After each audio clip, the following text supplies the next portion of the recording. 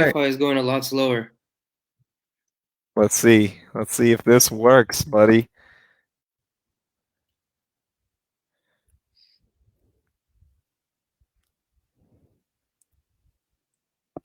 Oh, there Boom. it goes. We are live. Jose, how you doing, buddy? You doing okay? I'm hanging in there, man. How are you?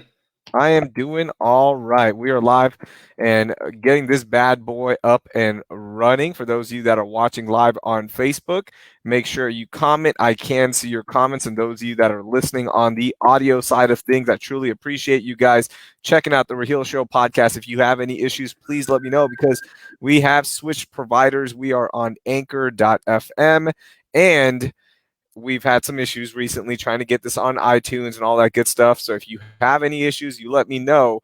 Yes, you are going to be hearing an ad before this episode. You probably already heard it if you're listening on the audio. But let's get this bad boy up and running. The Raheel Show podcast is brought to you by you. It is a user supported Me? podcast. Not you, Jose, Oh. but the you in usted form, right? Is that right? The usted form? Is that the right form where it's everyone? When I'm not just specifically talking about you, it's brought to you by you because it is a user supported podcast. All you have to do is get your Venmo app out, donate $1.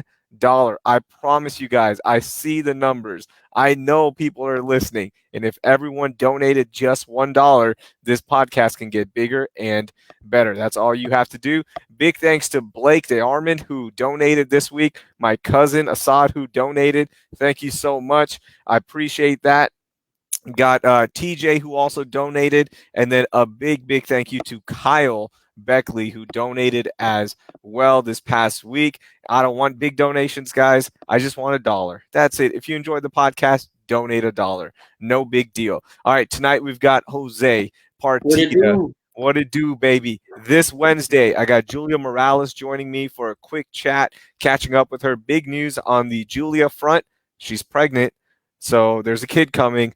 What? That's going to be awesome. So I'll talk to her about that. And then Friday is a new feature I'm going to be doing, Jose, called Wild Card Friday. And people are going to love this one. It's going to be an interview. It's going to be somebody that we have no idea what's going to happen. We're just going to learn about something new. Wildcard Fridays on the Raheel Show podcast. Subscribe. Make sure you're spreading the podcast. All right, commercials are done. Jose, Hey, thank you buddy. for waiting. Thank you. We were supposed to do this at 8:30 p.m. For those of you that are watching live right now, you can tell it's a little bit later.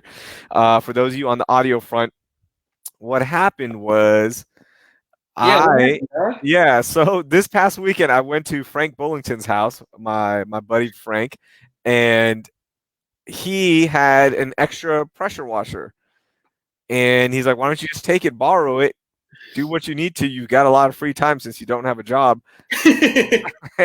And I got it going, all right? And guess what happened? I lost track of time. So, my You bad, Jose. you good, man. You're pressure washing now? What did you Yeah, wash? The driveway? I did the garage today and then the driveway. I did 4 portions of the driveway. I still have 3 more portions left. I'm going to do the sidewalks. And then my big project is doing the fence. Everyone, it's so funny. You walk around my neighborhood and all the fences look brand new because every single person has power washed. Did I say pressure washed? Power washed the entire neighborhood. It's awesome. And I think I'm the only one left. I'm so bored, Jose. I'm gonna do my neighbor's fence as well because I accidentally started his fence today, and I was like, "Whoops! I can't just do one pillar and leave it." But he's You never gotta home, finish the whole damn thing. so I'll just do his outside too, like just like his door that connects to mine. So that's what's been happening. That's why we're a little late. Can I give one more shout out? Drake Eckert is in the house. He is the person that does the new music for the podcast. So if you listen to the David Nuno episode, you heard some new music on The the intro podcast. music, yeah. Yeah, the intro music, that was Drake. He was a listener. He said, "Dude, I want to do your intro music for the relaunch of the Raheel Show podcast season 3," and we are up and running. So Drake, thank you so much. Jose, how was your Monday, man? How was it over there at the station? It's weird, man. It's quiet. It's very quiet over there. Wait, but I gotta pause 1 second before I answer that question. If we're on season 3, where's my well, I can't talk. Residuals? I need to renegotiate my contract. Oh, your contract. All Yeah, right. bro. All right, what if Season I three? gave you this? All right, I'm gonna send you $5. No, I don't want your Nah, money. I'm just messing. Yeah, I you better not. I'm broke, bro. I ain't got no job. You have a job. Jose, don't want. where's my contract? Hold on, let's redo this. I can't take your money. No, we got you, bro. We're gonna figure it out, man. I true. You messaged me and you're like, actually, I saw you at the station. And you're like, so what are we gonna do with the podcast? And I was like, what do you mean? You're still gonna Yeah, be a part of it. Just because I'm not working there doesn't mean you aren't a part of it. You're gonna be a part of it I whenever we thought can jump on. you were gonna go somewhere else and find a new apprentice and kind of forget about me. I No, would have man. understood it. Find a new little project, a No new way, little man. folklore. You're my little buddy always. Like Nuno, I'm Nuno's little buddy. You're my little buddy. So we're gonna continue doing this. We're gonna try to do it once every week, maybe once every 2 weeks, whatever it is. You are gonna be on, and the reason I want you to stay on is one, you're my friend, of course. You know, we went from a mentor apprenticeship to you Apprentice. are my friend, and I want to catch up with you. I want to know what's happening in your world. You bring a good insight and perspective that I don't have. So I think the listeners appreciate that as well. Um, and I want to, I want to see you succeed. I want to see you doing, other things. I know how the producer life can get, where you're just doing your show. It's, you're just falling into that grind of, all right, show, home, show, home. Oh This man, is still here for you when you just want to talk some mess, man, and be a part of it. I appreciate that, man. That means a lot. Yeah, it was hard, man. I saw you on Friday. I came by the station to pick up my stuff and saw you and Andrew, aka Beautiful Andrew. AKA don't wash his hands, Andrew. AKA Uh, don't sanitize anything, Andrew. am I allowed to still call him Beautiful Andrew, or is it like even more acceptable now because he's not my Nah. coworker? Oh, now you can be you could talk more shit. I feel like you could be more blunt. Like you could say sexy Andrew if you wanted to. Ooh, I don't think he's Is that sexy. your thing? If that's your thing, man, I think maybe. you just slipped. I think you just slipped. I think you find Andrew to be sexy when No, he's I just don't find him to be beautiful. sexy. He doesn't sanitize. That's disgusting. Why would I No, find that sexy? I mean, like, there's certain people that are just beautiful people. They don't have to be sexy. Well, Andrew is just beautiful. well, tomato, tomato. So how was your Monday there, man? What was it like? I know the mood was down last week. Obviously, two people were let go at the station at ESPN Houston, Gal Media. For those of you that don't know, I was let go of my job because of COVID-19. I guess this is what I'm supposed to say. Hashtag F COVID-19 and all that Fuck stuff. And COVID. yeah, to me, it's like, look, man, it happened. Oh well. I hope people stay safe and people, I wish people would stop dying from this because it sucks. But that's all you can hope for. Obviously, I think are there people that are going, yeah, go COVID-19? I think we can all agree we all are in the same boat in terms of, Right. yeah, F COVID-19. No, I could agree. I mean, it's been. I will say, like, when did you? Because you reached out to me the day before it was announced formally, the night before, Hmm. and I was like frozen. Like I didn't know how to respond to that, and it didn't really hit me until like you started openly talking about it, and I was like, fuck, like everything's changing.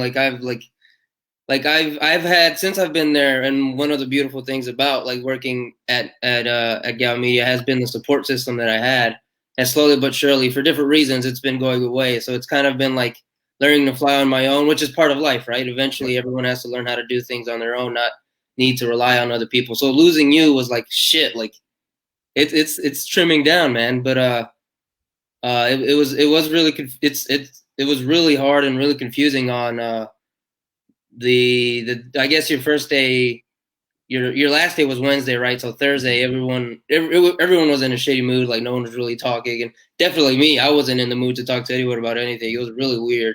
You know, And as like time goes on, the beautiful thing about this is going to be for you specifically that you are now in a point in your career where you are going to build that coaching tree, unquote, quote unquote, right? Where right, you get to be you are somebody's safety net, right? You are going to help create a support system for somebody that's on the rise. And right, that cycle is going to continue. And that's part of life, man, where people leave. Nobody stays in one place eventually, at all right, times. Like it's just part of life. You're right. But you're going to recreate that feeling where you are going to be the safety net for whoever it is at the station, right? And Right. it's hard now. There's no interns because nobody can come in or out and all that stuff. But as we move forward and time, moves on, the other thing is people are going to forget. That's what happens. Like, it sucks when people are let go, but I think people will forget and you just find a new normal like everyone will. But it's up to you now where you are going to create that cycle of who am I going to help out? Who am I going to help make things easier for and provide some guidance, That and look, I'm still going to be giving you some shitty advice. I still get advice from all of my mentors. That's the cool thing about life, is that creating that network, creating that Yeah. bond of love, and making sure everything is good, man. Making sure other people succeed, and that's the beautiful thing. That's what's going to happen from this. Yeah, and if I could do that for just one person, because I've made some incredible friendships, and I've there's a lot of people who I look up to in and out of this industry, like you and John Lee, who left last year, who left Scale Media last year. Like, if I can repay one person the way you guys have done that for me, I'd be completely satisfied. And Yeah. yeah, it's part of growing up, and I'm ready to accept that challenge, I guess, which I I isn't really a challenge; it's just part of yeah. life. You know? That's like, I wish other people would realize that sooner. I wish, but it's hard because when you're younger, you don't know as many things. You think you do, but you don't. You Yeah, are focused on your own goals, your own career, and nothing else. Like, life and especially career, it got better when you start giving back more. When you for start sure. making sure other people are great in, are in a great position as well. That's when it's fun. And I don't know, you can attest to this as well. Like, I feel like it's hard in this industry as well because it's so cutthroat, it's so competitive. Mhm. There's only a limited amount of slots, so it Mhm. feels and you get pretty jaded pretty easily if you're not careful and you don't build those relationships or those friendships. I feel like so yeah, it's an interesting time, man. Yeah, it is. It's harder when you can't control anything, Yeah, right? dude, Like, tell me the fuck about it. yeah, I can't even imagine. Like, I actually I can't imagine because I was in that same place like everyone else is right now in, across most media Yeah, companies, where it's just hard, man. It's hard because you don't know if tomorrow is your day that you won't have a job, because when there's no advertising, there's no money coming in. This isn't just at Gal Media. This is across most places. When there's no money coming in and money is going out from the company, paying talent, paying producers, it's a bad business model. It doesn't work. There's no other way around it. Like, there's nothing you can do about it. So that stress of, man, this is it. And I told you before, I knew June 1st was going to be an important date right. because that was a day we were all going to regroup and figure out what are the next steps, right? Because we all met in March, and by we I mean my manager and my programming director AJ, who's been awesome in all of this. Like, it's not his fault or anything like that. So, we all met. We discussed a plan for the next 2 months. We're going to meet June 1st, figure out the next steps. And I told my wife, I told you as well. I told Cody that I think June 1st, there's going to be either we're going to get fired or laid off, or we're going to be okay. There's no in between. So there's still, there's still a lot left in this, as sports still aren't coming back. We don't know when. The latest news is baseball's looking at coming back around July 1st, July 4th. NBA, they're getting back into workouts, but who knows when they're going to get back in. It's just an uncertain time, and it's nobody's fault. Well, it's somebody's fault. Yeah, your fault for not figuring out the cure for COVID-19 when you knew about it, Jose. Why were you waiting, Jose? Huh? What's wrong with you, Jose? I got lazy. I started watching Ozark, and I was like, you know what? Holy shit, this is pretty good. Yeah. Where has it been? It's so funny. The beginning of this, shelter in place, is like, okay, cool. I got goals. I'm gonna figure out. I'm gonna watch this. I'm gonna read this. I'm gonna accomplish this around the house. And now, once you get laid off, it's I have a date where I know where I'm not gonna have money coming in right Yeah, after my severance runs out, And I'm just like, man, this is gonna be the most stressful thing ever. Right now, it's okay. Things are gonna be okay. Things are gonna be okay. But there's that date, and it's so stressful, man. So, like now, I can't even have fun. Like my rewatch of Breaking Bad is stressed out. I'm like, man, I think Maybe I could Walter completely, White writing yeah. this shit. Maybe there's a cleaner alternative to crack cocaine. Who knows? But things will be fine. I keep telling myself that, and I think they will be fine. But yeah, man, it's nuts. And I heard Fred talking about everything, and Fred Fowler, who's on ESPN Houston, for those of you that are listening who don't know, he pretty much said the same thing. He's like, dude, nobody knows, man. Nobody knows what's going to happen. It's just hard to predict any of this when it comes to the money, when it comes to the advertising side, all that stuff. So, what do you do? What do you do? You watch more Ozark, baby. That's Yeah. We got some questions coming in. So thank you everyone that's on Facebook. And if you're listening on the audio side, you can stream live as well. You can find the schedule of podcasts on facebook.com/Raheel Doing Things.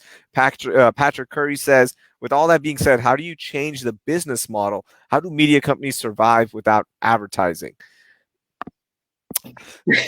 That's that's a tough one, man. I really don't know how. You need money coming in somehow, some way, and the traditional model, which has always worked, is we are going to put on a show. We're going to bring in a bunch of people that are interested in the show and thus interested in the person, and then the person will talk about a product, or they're going to hear about a product and they want to go buy that product. That model is fine. That model is perfectly fine. But when there's no advertising dollars, yes, how do you recreate something? Right? It's hard. How do you go up to somebody and go, hey, I need $1 million to do a show, put together a lineup, and we're just going to put out good content.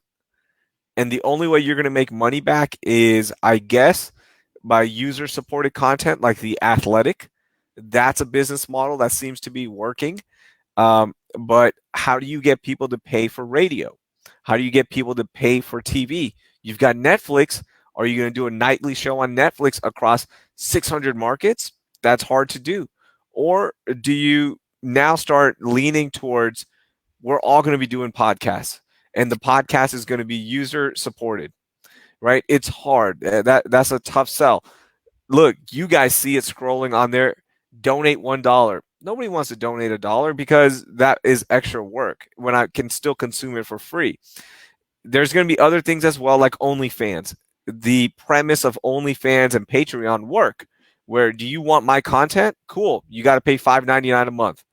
Do you want exclusive content in terms of podcasting, video breakdowns? I know Scouting with Brian does that, but even he's having a hard time with great content because we are now in an age of free information.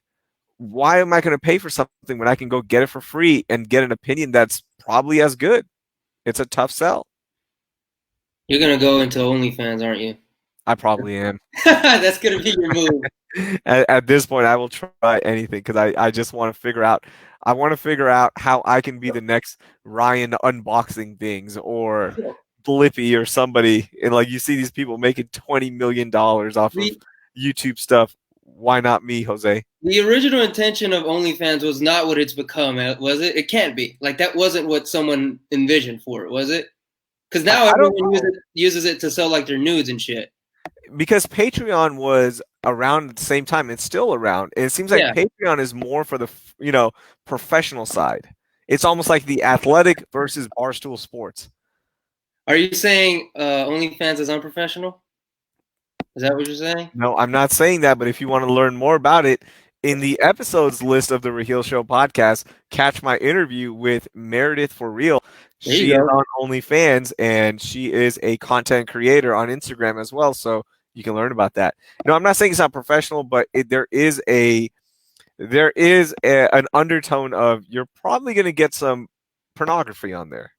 Oh, are you? Interesting. Yeah. So if you want cool basketball breakdowns, you go to Patreon. You want Thirsty Thursday, then you go on OnlyFans. Eric says he would pay to not see you doing OnlyFans. So If that's the case, Eric, send $1 to the Venmo, buddy. Yeah, do that because if you don't, Yeah, guess what? I'm gonna end up yeah. doing stuff. He's gonna have to do an OnlyFans if you don't send $1.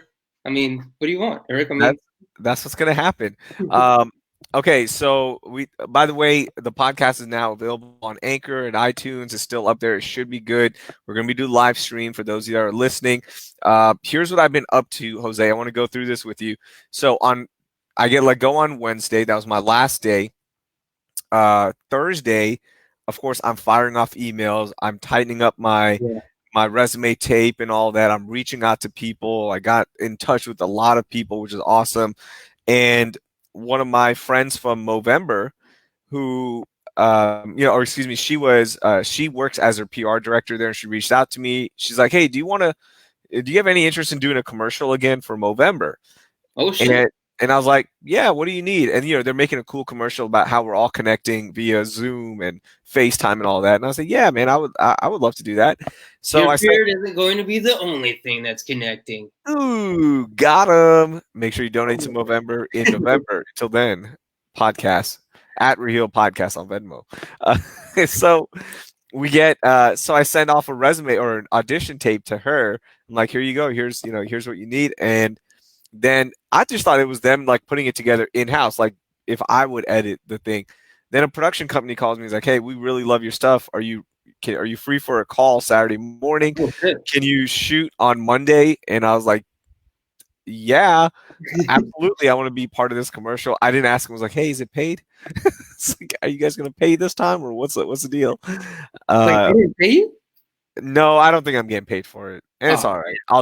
I'll just write it off in my heart as a charitable OnlyFans.com donation. backslash Raheel. Yeah, it's a charitable donation of time, I guess.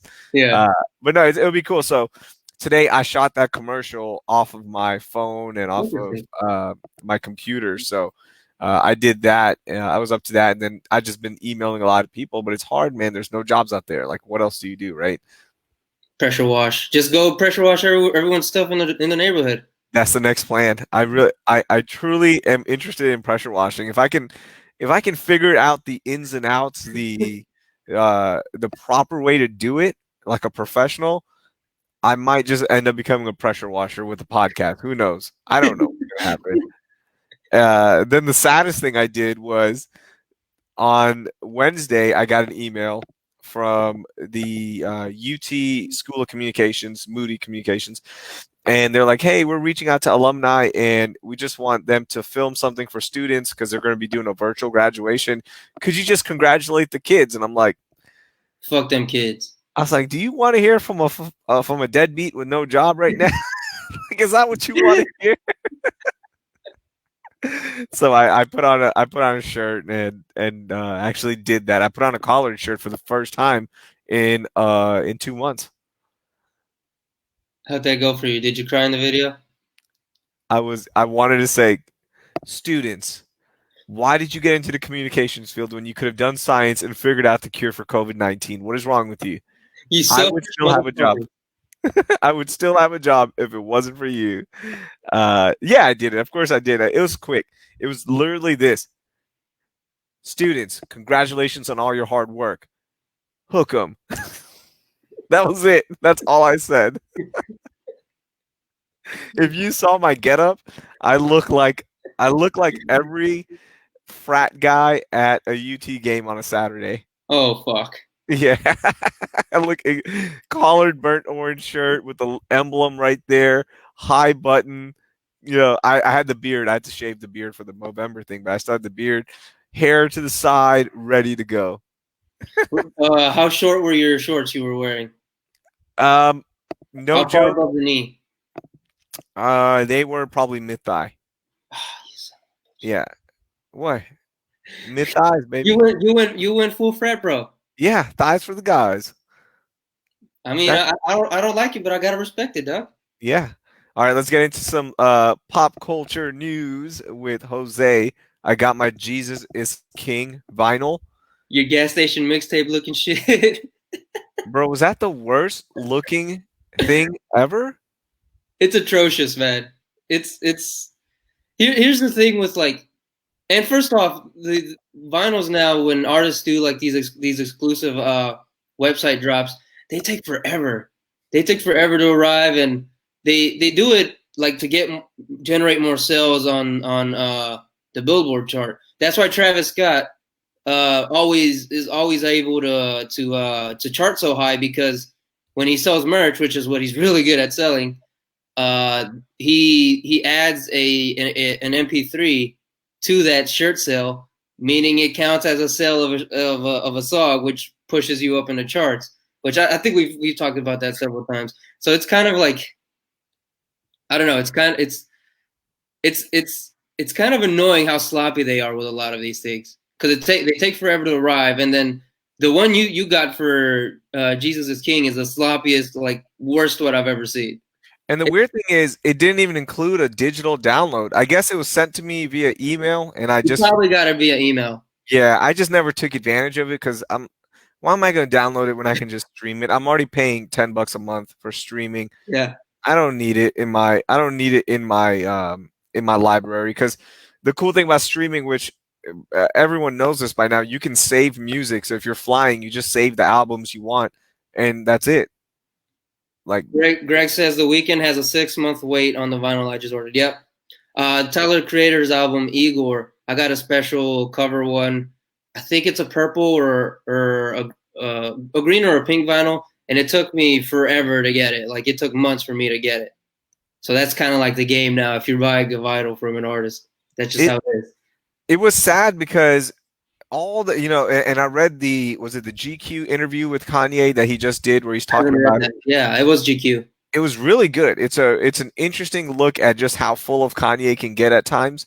And like this new Kanye, he's not the Kanye that we all grew up on. We've talked about this so much. Yeah, He's not the first 5 album Kanye. This is a different person, and people evolve. So I'm not hating on this. I'm not turning this into, oh, Kanye's a sellout and all I that. miss the old Whatever. Kanye.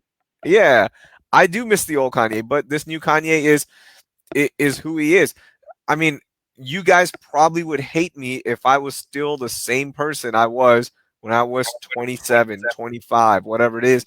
People grow up, people change their views, and sometimes they don't, like, their views don't align with yours, and you don't have to agree with them, and that's fine. But the whole thing that Kanye, what I really liked about the whole interview was how he's focused on the details, how he's focused on the bigger picture. And then he sends out a freaking bootleg gas station vinyl that was sent Yeah, in a freaking plastic sleeve and a Kinko's printout. Like, that's the only way to describe it. It was so sad. And when over you look there. at the actual Yeezy shoes are high quality. They're good shoes. Made him a billionaire apparently. Yeah. Like when you pick up a pair of $238 Yeezys, if you buy them at retail, I've never got the feeling of, these are low quality shoes. And we've gotten the feeling of that from certain products. Yeah. That's what was sad. It was like, man, you can't talk about this high quality stuff and a big vision and attention to details and then send out this bootleg gas station vinyl. That's kind of what his music has been, though. Like it's not about the part of the reason like I loved his music so much was that attention to detail. Like just think about like, and I was just talking about this with Gio Lopez, one of my best friends, the other day. On my birthday, actually, we were talking about My Beautiful Dark Twisted Fantasy. Like the attention to detail in every single fucking song. Like think about all the artists that are on All of the Lights. Like that's not who he is anymore. That's not like his music isn't like really detail oriented anymore. And I don't know. That's part of the reason I don't enjoy it as much as I used to. I disagree. The lyrics aren't that deep, but the more I listen to Jesus is King on headphones and like really sitting down and listening to it, man, the layering, the production value is still top notch. It's just not the same to me. Maybe And it's not that, but it's is it because he's MAGA? Is that why you hurt? that's part of it. No, Yeah, I know it is. definitely part It's of it. it's absolutely part of it. Yeah, Hey, we're on Twitter sure. as well. Lamont is listening. Our man, political Lamont. Thank you so much for listening. He says, LMAO, laughing my ass off. Do you want to hear from a deadbeat with no job right now? Man, I'm so happy you're in good spirits. And then he also said that his son got his job back with Old Navy. He's the first dude that he's seen that got laid off and got his job back. So that's Nice. interesting. That's You good. know, people, as companies start rehiring and start opening back up, maybe some of these jobs will start coming back. But when you hear from people within the White House and in the government saying that it's only going to get worse, it's only May 11th. It feels like it's November 30th. By the way, I wish this year would just end, um, for tax purposes. More importantly, I still need to file my taxes. I was like, man, is this stimulus check ever going to hit? What's going to happen? So I never Really, filed my Jimmy? taxes. I'm just waiting. I'm just waiting. I'm just waiting for the stimulus check. If anybody deserves it, it's me, President Trump. Hook your boy up, all right? What was I saying? But yeah, as more companies start opening up, maybe we will get back into it. Maybe people will start getting their jobs back. And I'm rooting for everybody, man. I want people to be back in there. Look, I'm not special. I'm just like 30 million plus people. All right. It's just my job was a little bit more public, and David Barron finally wrote about me. What's up? And here's a big Congratulations. boy. Did you see my picture? You looking thick? Yeah, Boy, I've man, I seen was looking thick. How about you show me running? Like, how about a little wide shot, not a tight, thick boy shot? That was from the charity game, Yeah. and this is a true story on that game. That game, my wife and I ate chili the night before. She made Oh, chili with turkey meat. yeah. Great. I mean, it was delicious chili. She and I got deathly sick. I mean, to the point where I went to work, I got back, she didn't even go to work. We looked like two addicts strung out Oh on my our goodness. beds. Like, we could not move. We were that sick. And I had that charity game that same night on Monday night. And she's like, "Are you gonna go?" And I was like, I have to go, because if I don't go, my charity will not get a donation from Reliant. Like, Oh, if you shit, don't play yeah. in it, I don't think they were going to donate. And the charity that I play for is a small charity, so they're donating. Like, this donation's important. And then plus they were giving additional money for the most valuable player.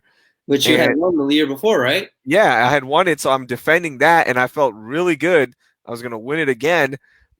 So I was like, I can't. No, I sorry, I didn't win that in 2018. I did. 2017, I didn't win. So I was trying to get the most valuable player award that year, and I really wanted to win it for my charity, and I really wanted to win a prize that comes along with it, So which that was ended your up, flu game. huh? That was your flu game. That was my flu game. That was my worse than a flu game. That was my diarrhea game. Dude, I'm You not even did joking. it. So on the way there, we stop at a CVS. Oh I no. pick up some anti-diarrhea medicine. I chug it. I get to the Oh, bubble, and my stomach is just bubbling. I mean, I oh, was struggling, man. And then finally, I went to the bathroom, the same bathroom that JJ Watt probably uses before practice. What's up? I did what I needed to do. I get out, I play, and I literally get in the car and I faint. I'm just like, I can't move. was I it worth cannot move. My wife had to pick me up like Scottie Pippen. I'm it? walking.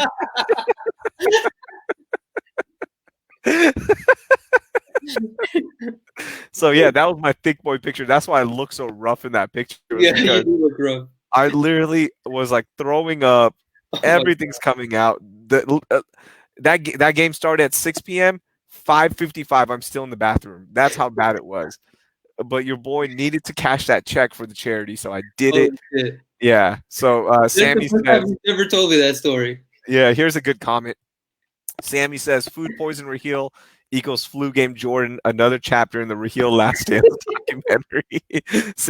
Sammy's comments have kept me sane. I'm not even lying. Sammy, thank you so much for all the funny ass comments on Twitter. Sammy in the cut, man. Thank you so much. It's Shout hilarious. out Sammy. Dude, he is our biggest fan, I He think. is. El Yeah. Jefe, by the way, happy birthday to Happy El birthday, Jefe. Joshy. Thank you so much for everything you've done, man. We appreciate that, all the support. But he is such a big fan. Sammy in the cut is hilarious, man. So thank you for that, buddy. Okay, speaking of Jordan, Jose, I need to get your thoughts on this. What's up, man? How are Yeah. you feeling about the Last Dance documentary? Uh, Be honest. Don't buy into the Twitter no. propaganda. Yeah, Don't yeah, buy yeah. into like what you should be feeling. How is Jose Partida feeling about the Last Dance documentary right now? A lot of it just doesn't feel like new information anymore. Like I was really looking forward to the Jordan Brand episode and the Dream Team episode. But other than the way they freaking bullied Tony Kukoc, like none of it was really new information for me. So I was a little let down by that. And maybe that's a product of how like invested I've always been into like Steve Culture, which they spent a lot of episode 5 on. Mhm. I did enjoy these last 2 episodes, but now it's just becoming like it is a little much. These last 2 episodes were my probably my the ones I've liked the most since the first two, because I love the first two. The first two were incredible to me, Yeah. and maybe that's just the product of how thirsty we were all for it. But it just kind of feels like I don't want to call it propaganda because I feel like that's me being dramatic about it. But it kind of just feels like we're not getting the whole story anymore, and maybe we've never been getting the whole story about stuff. It is propaganda. When you are 7 and you're in the seventh episode was actually pretty good. Like I enjoyed the first part of it. The baseball one, The baseball one, yeah, with his dad, the death, all of right? that, learning about some more details behind that. Um, the baseball side of things, which side note, why was his workout inside a basketball gym? Has anybody figured that out? Has anybody asked Michael or anybody? Why are you taking grounders on a wood floor wearing Jordan? I think he was wearing 11s, right? I don't remember. It's like, man, okay, cool, we get it. The propaganda side of things for me is yes, Jordan is super competitive. I think he's the most competitive athlete ever. He is a legend. But now it's getting to the point where literally we are making fun of this, where he's taking a guy has a good game one night on a back to back, then the next night he's like, oh, his ass is mine, or I'm cooking his ass. yeah, or BJ Armstrong celebrating a big playoff performance, Yeah. and then Michael's just like, okay, it's time. Or in practice, like if somebody hits a jumper, it's like, I'm gonna go take your firstborn and hope that your wife never sees you again. Like, dude, Michael, we get it. We get it. Like, yes, you are super competitive, but did we not know that in the previous 6 episodes? Like, George Carl didn't say hi to me. Fuck him. He's dead. yeah, Jordan. Okay, but flip it. If George Carl had said hi to Michael Jordan, I bet it's a story in the documentary where Michael's like, "Yeah, That's man, how I knew. I knew, yeah, I knew it was over. That George Carl was saying hi to me before the motherfucking NBA Finals. You're coming to say hi to me? That's why I knew it. That's why I knew that he didn't have the heart of a champion. That his team didn't know how to win. It's like no matter what, you can spin a winning story because you're the most winning player ever. You are Michael freaking Jordan. You won 6 championships. You're 6 for 6. You could have literally said George Carl sent a bottle of wine over, came and said hi to him, dropped off a present, and he could have still turned it into, and that's when I knew we were going to win that series. Knew it. Like, what? Yeah, it's. I don't know, man. I have enjoyed it, but it gets to the point where it's just it's it's like he's become a joke. Like it's a satire of like what's the next thing? Like what's the next like thing he's going to make a competitive edge out of what's that Sixers player he talks about that he totally made a story up about? Like what Yeah. Why didn't they show Iverson crossing Jordan over? Because they're going back in time in '96. They should have shown the crossover. they how do you feel about the time jump stuff? At first it didn't bother me, but it's starting to annoy me. It okay when they took do that. Okay, so spoiler alert for those of you that aren't aware of what happened. They end up winning the '98 Eastern Dude, what Conference the fuck? Finals. Yeah, Michael Jordan and the Bulls end up winning the '98 Eastern Conference Finals, and they go on to beat the Utah Jazz on one of the most iconic shots ever. Spoiler alert, sorry, tune back in right now. But that Pacers Bulls series, I remember that one. Like I Yeah. was hyped for that one. That Pacers team was freaking legit. That was a team that was gonna ruin everything. Reggie Miller was on top of his game. Every time he shot the ball, it looked like it wasn't even hitting rim. It was that dead on. Um, but when they teased that in the beginning and then spent the whole freaking episode backtracking and traveling in time, I got annoyed. I was like, Yeah. okay, I like this is enough. I can't do this anymore. Just stay on the time, like because this is about. I get it's about the whole dynasty. It's about the whole run. But now there's only 3 episodes left. Ooh. So either you 2 episodes, excuse me. But no, I'm talking about episode All right. 7. Sorry. Yeah. Sorry, episode 8, 9, and 10. At this point, you only have 3 episodes to get through a lot. Maybe you don't need 10 episodes, or maybe you're wasting time. So I don't know. I still love it. I'm still gonna watch it. That montage at the end of episode 7 was phenomenal, where Jordan is crying, talking about how much he wants to win. That was beautiful. That was great. Like that was a freaking production. That was great. It was put together perfectly. You could have put that in the first episode, and we'd have been like, dude, Jordan's super competitive. Like I Yeah, get it. the montages have been some of my favorite aspects of it because they've chosen like really good music for them. Yes. FA says the best thing to come out of the documentary is waiting for the episodes to end to see what the chosen meme for the week is. We've Oh talked my about that. god. Like NBA Twitter is incredible. Like the best sports Twitter is NBA Twitter. Yeah, it's the most fun. It's the most memeable Twitter out there. The Gary Payton, okay, that was legit. Where they're showing him. For those Why that do have they missed have it, to be showing him the videos? That's also funny. That's it's so funny. Like Gary Payton's talking about, oh, I knew we had his ass. I was all up in him. He had problems with me, and Jordan is watching this on the iPad, cracking up. The Jordan is making a late push on becoming the most memed athlete ever. for sure. And Right? Like crying Jordan is top 5 meme ever. Like this whole thing, it ruined LeBron not only legacy wise, right? People are all like, "Oh, Jordan," but one of LeBron's funniest memes was him pointing at J.R. they Smith, are right.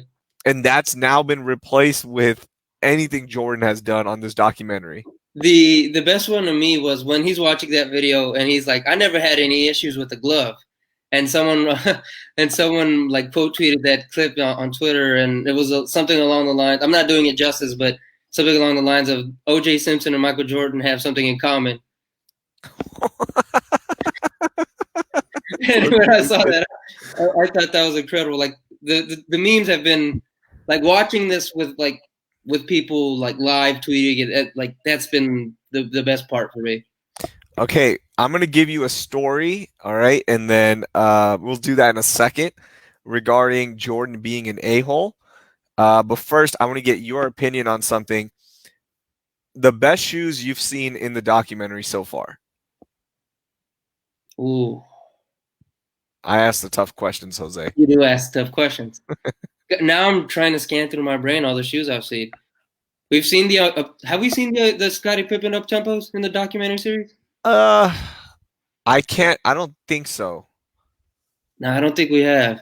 When he goes back to the Garden to wear the Chicago ones, when I know they probably were uncomfortable as shit, and they're I can't imagine hooping in Jordan ones. Never. And I've never owned a pair of Chicago ones. I've never owned a pair of red ones either. So if you got a pair in the size 8 that you are selling for a reasonable price at Par J94, holla at me. What else? The Olympic sevens have always been fire to me. That they're in the episode. The most fire thing to me, like clothing wise, like that has been the jumpsuit, like not the jumpsuit, like the patterned shirt and short combo. The Olympics one. Yeah, that he wore in the Olympics, and that Olympics basketball shirt that I've actually been looking for it. I can't find it anywhere. I love the Olympic Jordans are the best. I think those are just they just add such a good color palette to the shoe that I love those. Like The Olympic sevens. yeah, I regret not getting those. Those they retroed it what 2 years ago, 3 years I ago. feel like it's been more, but they'll probably retro it like in 2 years. I hope so, man. That's a great looking shoe. Okay, so I have a story for you, and I want to get your opinion on this. And just to let you guys know a little behind the scenes, I'm probably going to be using this clip to promote the podcast. All right. So if you see this story, act like this is your first time and then share it. Okay. Because I'm going to clip it and I'll share it the next day on Twitter and on Facebook and get people's thoughts like, hey, on a scale of Scott Burrell to Jordan, how big of an asshole was I? All right. So something like that. All right. So Okay. keep that in mind when I tell you this story. Okay. So we've heard about how competitive Jordan is, right? We've heard about all the things he's done, the him being a bad teammate, but at the end of the day, turns out he's a good teammate because he's pushing people. Um, I still play in rec league basketball, right? Sure. And I'll be honest with you, your boy isn't as good anymore. All right. You watched? Okay. All right. I'm a little washed when I'm playing in the super competitive ones. I'm a role player. All right. I know my role is make a good pass, play a little defense, grab a little rebound, give a little pep talk, and then we go home, we make the drive, we listen to a podcast, boom, easy night, ready to go. So a couple of years ago, I'm feeling pretty good. I'm feeling pretty good. Like, okay, I'm recapturing some of this. I'm feeling good about myself. I'm getting a few buckets here. And one of my teammates who, he's like the eighth guy on the bench, and it's not like I'm like way up or anything. It's like I'm probably the sixth or maybe the fifth starter, but he's probably the eighth guy on the bench, and we love him. Imran, he's the best, like one of the nicest guys, plays his ass off, great guy, never complains about playing time, does everything. We all root for him to succeed. He's like Scott Burrell, like we want him to succeed, Yeah. right? And do we pick on him? Yes, we pick on him. All right. That's what Imran, and he's a great sport about it. So we're playing in a rec league game. We have like a 5-point lead from what I remember. I'm sure he's going to correct me when he hears this or sees this. We have a 5-point lead. It's a double bonus. So what that means in rec league basketball, you get fouled, you get 2 free throws. All right. So he has the ball. I think there were only 5 people who showed up to that game, and Imran was one of them. We really needed this win, so I'm stressing out as is. And Imran has the ball. They foul him. For whatever the reason, the referees don't know who was fouled because it's Oh. all brown guys. Oh, So, that's of racist. course, yeah, right. Like, hey, it's all good. I get it. We all look alike.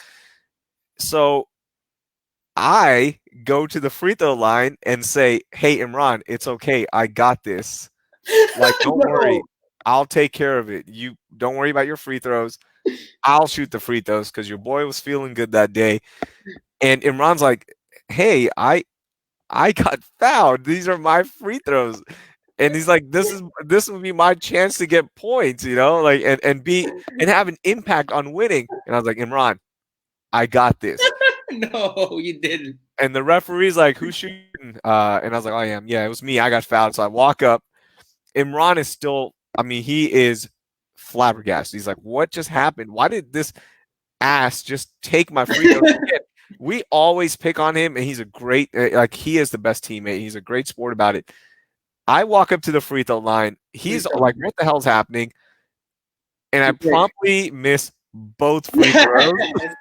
I missed both of them. That was the most a-hole thing I've ever done. Every single birthday, Imran sends me a tweet saying, hey, happy birthday, but I'll never forget the moment you were the worst teammate ever, took my free throws, and promptly missed both of them. Happy birthday, Doe. Like, Oh my God. bigger a-hole, me or Michael Jordan? Michael, but it's not by much. That's like Scottie Pippen refusing to go into the game because Kukoc is taking the last shot. That's that level. It's the worst thing I've ever done as a teammate. As a basketball player, I've had horrible moments. Don't worry about that. He every time I see him, man, like he reminds me, and rightfully so. And I tell him, Imran, you should never let me live this down because it's the worst thing I've done. I showed no trust in my teammates. I then missed the free throws. It was the worst. So there's my little story. I'm sure we'll post this later. I'm so embarrassed about it still. But yeah, that's my little Michael Jordan story. But to be fair, I grew up watching Michael and Kobe, so you're supposed to be a-holes, all right? Oh my God, that's so for anybody that's hating on me, that's what you're supposed to do as a teammate. That's so embarrassing. Okay, I want to do a thing with you real quickly. Where did my phone go? Sorry, buddy. I don't know where I put my phone. There he goes. Okay, I want to do a thing with you real quickly before we wrap this bad boy up. We still have some other stuff to get to. Speaking of Michael Jordan crossing over to baseball, it's still crazy that the best player on the planet was like, I'm done, and then promptly goes on to play baseball. Which athlete crossing over to another sport would you like to see, Jose? Hmm. I know Pat Mahomes has a history of playing baseball, so I'm curious to see what he'd do. Uh, I don't think he'd be a good hitter, but I think he'd be a good fielder. Lamar Jackson for his speed, I feel like he could do a lot of things. Maybe Hmm. play right back or left back in soccer, a position that requires you to be faster. But I don't know Yeah. what his foot control is, so I don't know if he could make the crossover. I mean, I feel like it'd have to be someone athletic, like really athletic as well. Someone like Russell Westbrook or something. Someone on those levels. I think LeBron James to the NFL as a tight end Okay, that's a good would one. be like it would be legit doable. I know we have this conversation as sports fans every like 2 years or so. I think if he legit just trained for one off season, because you don't even have to change your body type much as a Yeah. tight end. You don't have to learn that many blocking schemes. You can just be a pass catching specialist. I Who, think that's who, doable. who else you got? Russell Westbrook as a wide receiver would be Ooh, freaking okay. unbelievable. I think he would be a monster.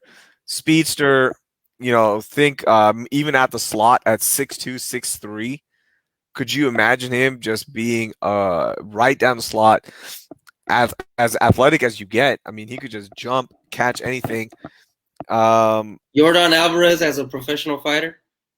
okay, I'm with that. I didn't think about baseball to fighting or anybody to fighting. I didn't think about the fight game. We don't really know Jordan's real age. He's supposedly 23. Is he supposedly 23? I don't remember. Yeah, Baseball's been on for so long. that's what we think. Who knows? That would be a good one. He's got the reach. I feel like he's massive. No one would want to be in the ring with him. Russell Westbrook fighting would be pretty damn legit. But the problem would be at 6'3", how much does Russell Westbrook weigh? Maybe 200 or less than that, 195. Look that up. You have access there? Yeah, listed at 200. 200 pounds? Yeah, He would have to cut down to 185, maybe 175. That's a tough division. Like those are some tough fighters. So I don't, and of course the training side of things to learn the ground game it's going to take him legit a good 4 years before yeah. he's he's anything worth a damn on the ground. So that's tough. He'd That's be the thing with 40. fighting, man. Like the ground game is so hard. It is because those are feelings and angles that nobody experiences except for I think offensive linemen and defensive linemen in the NFL and football players, obviously anybody at any level, they understand the leverage points. They understand when your hips go one way, what part of your body is going to follow. They could make a pretty good transition over to fighting. Ooh. So All like right. Aaron Donald Yeah, fighting, I would not want to man, fight Aaron Donald. you don't want to catch anything from him, right? Like those are heavy hands. Dwayne Brown when he was on the Texans, and I was in the locker room. I was close with a lot of guys. We were supposed to come. He was supposed to come train with me one day Oh and shit. work Brazilian jiu jitsu, but I think he just got busy and all that stuff. But he was dead ass serious. I was like, dude, Dwayne, you have got to come do this in the off season because that's when I first started doing stuff with Richard Burmaster and Chad Kite and Joe Solis and Jason Solis out of Sugarland MMA. And I was like, you just need to get in. James Casey was gonna try. He tried boxing and rolling as well. Now Arian Foster does it. Brian Cushing rolls Really? and does Brazilian Jiu-Jitsu, and I can't even imagine how hard that is because they've got that natural strength. Arian does. We all know what happened with Brian Cushing. I don't know if it's all natural, but allegedly, who knows? But that would be nuts, man. Having some of those NFL guys fight, and if let's say they retired at 26 after their first contract and said, "I'm gonna go fight," I think it'd be a beast. Like Greg Hardy over the weekend just won Oh, UFC 249. Yeah, so and he's had some issues up and down stuff, but I think that would be interesting to get some of those guys fighting. I'm sure there's a lot of people that want to fight Greg Hardy. Yeah, there are. Juan Adams, one of our loyal listeners and friend of mine, wanted to fight Greg Hardy so badly, man. And it just didn't work out. So what do you do? But yeah, I'm sure a lot of people are not happy with Greg Hardy. So, all right, I think one that will legit work out. Steve Nash as a soccer player, Oh yeah, he that's a could have great made one. it. He could have easily made it if he tried. Yeah, I think he does. He does studio stuff for Turner now, as a soccer analyst now for the Champions League. Now that Turner has a Champions League. Okay, I've got some news here for you. Wow, you put a lot on the rundown. I like it. Look at you, little Yeah. buddy. I love it. Let's get some of your stories. Set them up. All right, so which one do I want to hit? Oh, so John Krasinski has been doing his show. I don't remember the name of the show off the top of my head. Do you remember? Yeah, good Some stuff. good news. Yeah, Some good good news news or something only. like that. And today, they had a really sweet moment where he was talking to a couple that's getting married, and they recreated the scene of The Office from Jim and Pam's wedding, Oh, where with the Chris Brown song and everyone's dancing, and he Zoom called most of the members of the Office cast, and they were all doing. I don't know. Did you get a chance to see the video? I have It's not really seen that sweet. yet. No. And so there's been that. Parks and Recs did a special, which I don't know if you got the chance to watch. I actually enjoyed it. A lot of people uh, in my circle of friends that watched Parks and Recs didn't like it, but I really enjoyed it. It So was was really it just awesome. interviews or was it like a show? Like it No, was scripted? Parks and Recs did a show. They did a Oh, reunion special where Leslie Knope is calling all of them to see how their quarantine is going, okay. and it was funny. I enjoyed it. Uh, Community is about to do a table read where where they're going to read the script to one of the most iconic Community shows, and I can't remember specifically which one. It is. Donald Glover will be on that. They've actually already filmed it, and they did a special podcast for it. So the question I was going to ask you is, first off, what are your thoughts on all of these? Like, have you watched any of them? You clearly haven't seen The Office one. You haven't seen the Parks and Recs one, and building off of that, what would you want to see? Like, which show or what maybe band or whatever like would you want to see do something like that? I haven't seen any of these yet, but I will check them out. I want to watch the Office stuff. I do want to watch Parks and Rec. Like anytime I see those trending, I'm almost over it. I'm like, oh, what is this going to be? What celebrity thing is this? I didn't know that they actually did a whole show. I thought it was just like, hey, look at this, like check us out. And No, they did a whole episode. It aired oh, on that's cool. NBC and everything. I'll go watch that. I'll go back and watch that for sure. It's on Which Hulu now. show? It's It's on Hulu. you can watch it on YouTube for free, or it's also on Hulu. If you have a Hulu subscription, you guys can check it out on Hulu. I would love. This is an easy cop out one for me. Breaking Bad. No, because we got El Camino. El Camino, Yeah. we got everything we needed, in my opinion. I don't like everything. I'm happy. I'm happy, and I can't wait to rewatch El Camino. By the way, once I finish Breaking Bad, the rewatch. But the one that I really want to see, and I want to know how everyone's doing, and it would complete me, and my heart will be full. Friday Night Lights. Oh damn! I didn't even think about that. I want to know how is Taylor doing? How is Coach Taylor doing? How is Are they still in uh Philadelphia? huh? Are they still in Philadelphia? Yeah, what happened? Did they move? Did he end up working with Jim at his company? Like what if they recruited because Jim was in Philadelphia for a bit, right? Wait, I so don't know. you're asking for a crossover with The Office? I don't know what's going to happen. Who knows? You But just I really want a Friday Night Lights I was reunion. so confused. Jim, who the fuck is Jim? I don't Jim remember. from The Office. Yeah, what was their company called? Athlete. Athlete. Yeah. Didn't Yeah. they Hey, what if they recruited Coach Taylor to come work for Athlete? What's yours? My easy cop out is Breaking Bad. I don't know what specifically I would want it to be. Like my other one would be Community, and they're already doing that. And I think I have this feeling that we're finally gonna get the Community movie now that Community is on Netflix and it's doing so damn well with streaming on Netflix now. Which if we got the movie, that would be a dream because I love that show so much. I need to rewatch Community. I loved it when it first came out, but I forgot everything about that show. Oh, dude, it's Dan Harmon at his best. Which you've never seen Rick and Morty, have you? I have seen parts of it. Do you like it? Hmm. Okay, so yeah, Dan Harmon, the creative community created Rick and Morty. That's his child now. What other Josh, one? by the way, said Jim and Pam moved to Austin. So what if there was a crossover? It could work. This crossover could work. Friday Night Lights in The Office. Who knows? I But think. but Coach Taylor was in Dillon, Texas, not in Austin, Texas. Oh, that's right. They just used Austin, Fictitious. Texas. But Yeah, they always went to Austin. A lot of people, like, remember they would do scenes in Austin. he got that job at that school in Austin, and he quit the quarterback Yeah. coach job. Oh yeah, at Texas State. It's what was it? State of Texas School or Some something. bullshit. That was pretty bad. I remember that.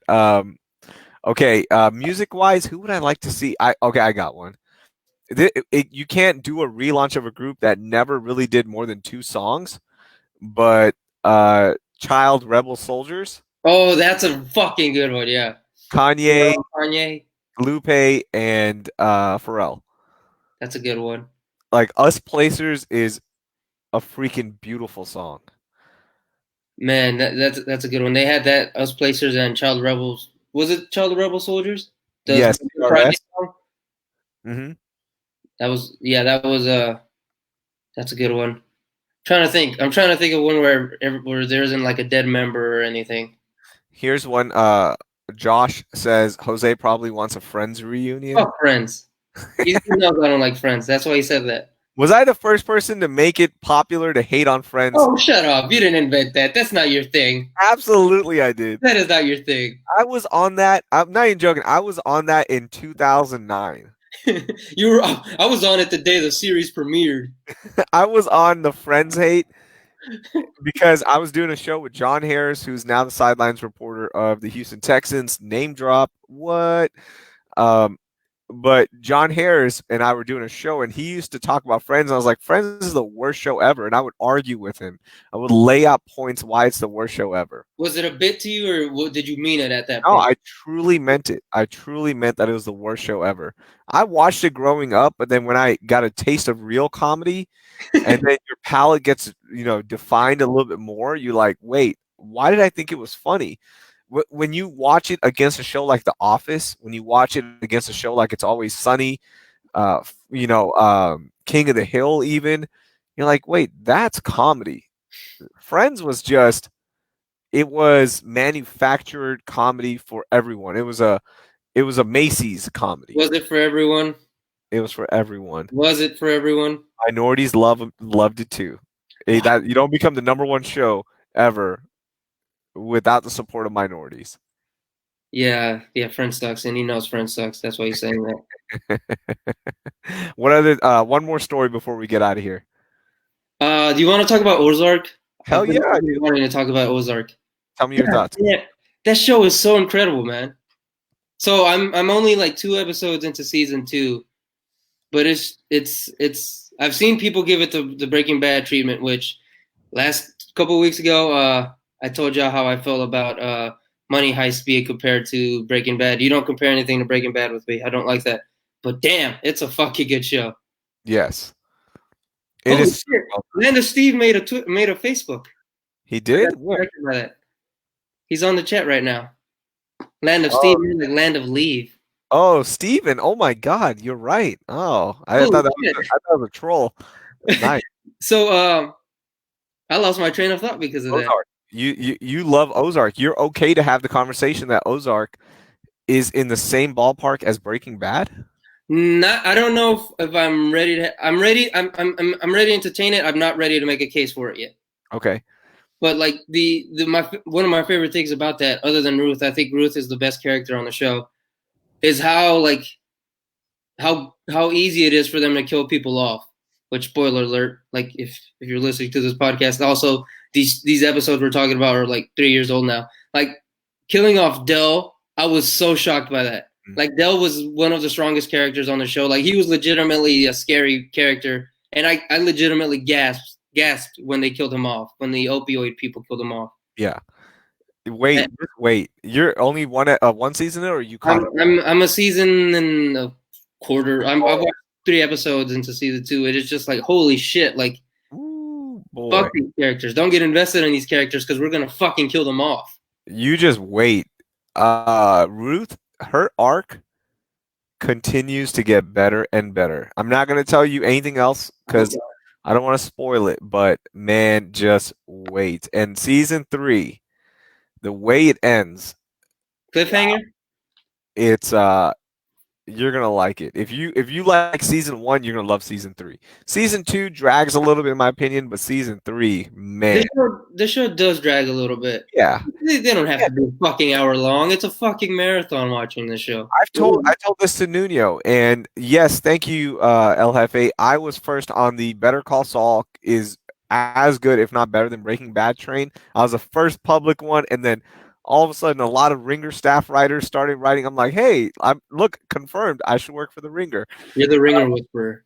But to me, this show is awesome, right? Like Ozark is great, awesome show, all that stuff. But it's not Breaking Bad quality. It's not that good. Even though Breaking Bad, rewatching it again, Jose, it is slow, and that was one of the knocks on Better Call Saul. Absolutely. Like, hey, this show is a little slow. So was Breaking Bad. There were a lot of slow moments.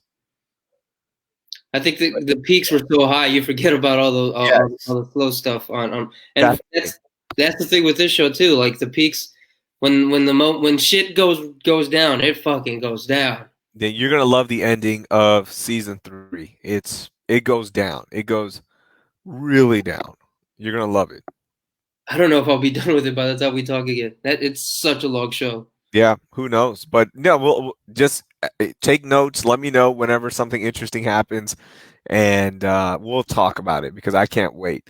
Hey, okay, we are done. We are approaching an hour plus here, and thank you everyone for listening. I appreciate it. The numbers are pretty good. We're trending up.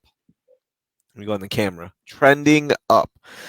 Um, but we still need your support. Please continue to listen. Spread the show. If you don't want to donate, it's okay. It's just an option. If you want to donate $1, do it. Just $1. If everyone donated $1, Jose, we could pay for the staff. All right, that's it. So I appreciate everyone donating, but please spread the show because the more people find out about it, the more they listen, the better it is, not only for the show, the popularity, but also because it's going to help out with everything when it comes with the ads attached to this show. Hey, check this out. We've got some donations that came in on this episode. Aw. Or shout outs, all right, because that's what we're all about. We're going to shout out our people. Thank you so much to Glenn George. Thank you for donating, Luke. I appreciate that as well. So, live donation, live shout outs. That's how we do it. All right. You with the telemarketer headset. There it is. I was waiting for someone to say something. My new mic comes in tomorrow. You look like you're about to hop on Xbox Live. Bro, my new mic, I know. I'm so done with this headset because now it's all this is like 8 years old. It's it's falling apart. I've got black stuff all over my ear. I look like I'm a gamer. My new one looks like I'm an NPR podcast host. So Oh, that's gonna be wait till obnoxious. you see that.